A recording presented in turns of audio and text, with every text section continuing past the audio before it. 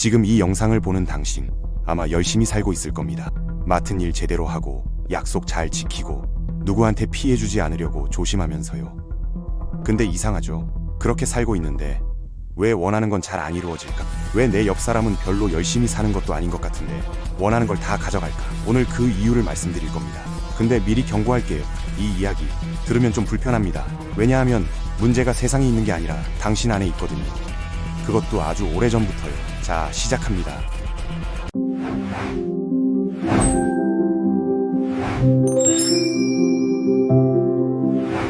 스탠퍼드 대학교 경영대학원 교수 프랜시스 플린, 이 사람이 2008년에 충격적인 연구를 하나 발표했습니다. 실험은 간단했습니다. 참가자들에게 낯선 사람에게 직접 도움을 요청하게 했어요. 그리고 그 전에 먼저 물어봤습니다. 몇 명이나 들어줄 것 같아요? 참가자들이 예상한 숫자, 그리고 실제 결과, 이 둘 사이의 격차가 무려 50%였습니다. 사람들은 실제보다 절반밖에 안 도와줄 것이라고 생각했던 겁니다. 이게 왜 충격적이냐고요? 우리가 요청을 망설이는 가장 큰 이유가 어차피 거절당할 것 같아서인데, 그 두려움의 절반이 그냥 머릿속에서 만들어낸 허구라는 거거든요. 당신이 부탁 못하고 삼킨 그 말들, 승진 얘기, 연봉 협상, 도움 요청, 먼저 보낸 적 없는 그 메시지, 그 침묵의 절반은 실제로 거절당해서가 아닙니다. 거절당할 것 같아서 스스로 포기한 겁니다. 상상 속에서 미리 거절당하고 아무 말도 안 한 겁니다. 그런데 왜 이런 일이 벌어질까요? 우리 뇌에 답이 있습니다. 뇌에는 거절 공포 회로가 있습니다. 쉽게 말하면 거절당할 것 같다는 느낌만으로도 실제로 물리적 고통과 비슷한 신호가 발생한다는 겁니다. 뇌 영상 연구에서 사회적 거절을 경험할 때 활성화되는 뇌 영역이 신체 통증을 처리하는 영역과 거의 일치했습니다. 그러니까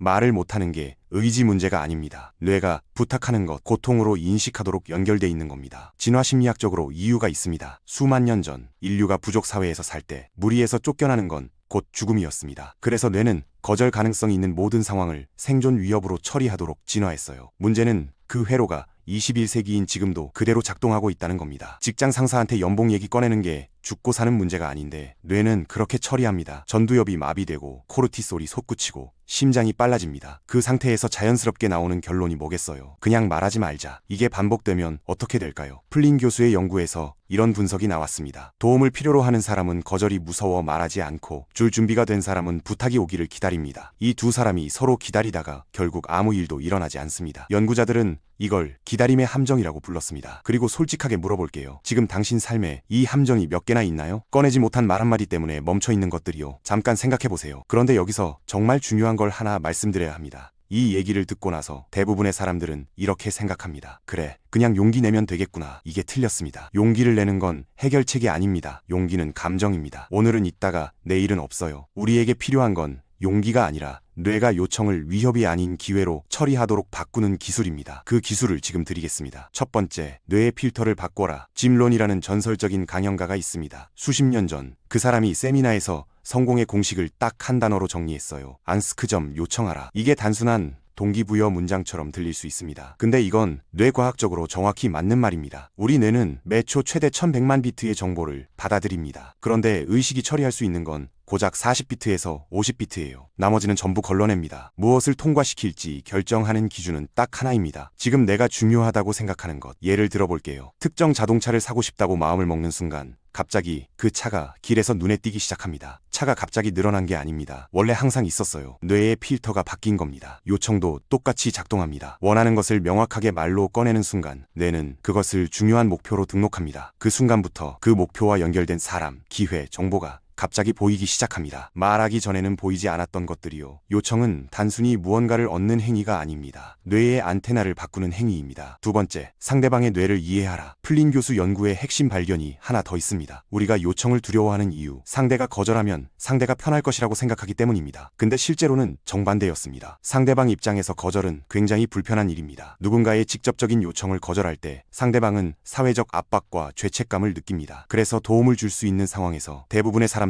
거절보다 수락을 선택합니다. 우리가 두려워하는 그 거절, 상대방도 하기가 불편한 겁니다. 자동 판매기 같은 겁니다. 버튼을 안 누르면 아무것도 안 나옵니다. 근데 버튼을 누르면 생각보다 훨씬 자주 뭔가가 나와요. 요청하지 않는 건 용감한 게 아닙니다. 버튼을 안 누르고 서 있는 겁니다. 세 번째, 찻숟가락을 버려라. 짐 론이 이런 말을 했습니다. 성공은 바다와 같다. 부족한 적이 없고 닳지도 않는다. 근데 어떤 사람은 그 바다 앞에서 찻숟가락을 들고 간다. 우리는 대부분 요청하기도 전에 스스로 찻숟가락을 선택합니다. 이 정도만 부탁해도 될까? 너무 큰 걸 원하는 건 아닐까? 괜히 욕심 많아 보이면 어쩌지? 그렇게 스스로 줄입니다. 근데 구체적이고 명확한 요청일수록 뇌는 더 강하게 그것을 목표로 등록합니다. 뭉뚱그린 바람은 뇌가 처리를 못합니다. 잘 되고 싶다는 아무 의미가 없어요. 올해 안에 팀장으로, 이 연봉으로가 되어야 뇌가 움직입니다. 짐 론이 말한 구체적 요청의 기준은 이겁니다. 얼마나, 언제까지, 어떤 크기로, 어떤 형태로, 이 네 가지가 들어가야 진짜 요청입니다. 그 이하는 그냥 소원입니다. 소원을 비는 사람과 요청하는 사람, 10년 뒤 결과가 같을 리 없습니다. 정리해드리겠습니다. 스탠퍼드 연구가 밝혀낸 사실, 사람들은 실제로 도움을 줄 의향이 있는데 요청하는 사람만 없습니다. 진화 심리학이 밝혀낸 사실, 거절 공포는 생존 본능의 오작동이고 바꿀 수 있습니다. 짐 론이 평생 강조한 사실, 성공한 사람과 그렇지 않은 사람의 차이는 능력이 아니라 얼마나 구체적으로 요청하느냐입니다. 당신은 지금까지 충분히 열심히 살았습니다. 이제 잘 요청하는 법을 배울 차례입니다. 오늘 이 영상이 끝난 뒤 딱 하나만 해보세요. 종이를 꺼내서 지금 당장 원하는 것 하나를 적으세요. 단, 조건이 있습니다. 얼마나, 언제까지, 어떤 형태로, 이 세 가지가 들어가야 합니다. 그게 당신 뇌에 내리는 첫 번째 명령입니다. 그 순간부터 뇌의 안테나가 바뀌기 시작합니다. 그리고 딱 한 가지만 기억하세요. 거절당하는 것보다 말하지 않는 것이 더 많은 걸 잃게 만듭니다. 바다는 여전히 거기 있습니다. 찻숟가락을 내려놓고 양동이를 드세요. 이 영상이 도움이 됐다면 구독과 좋아요 눌러주세요. 이 사실을 모르고 살아가는 사람 한 명에게만 공유해 주셔도 그 사람의 인생이 달라질 수 있습니다.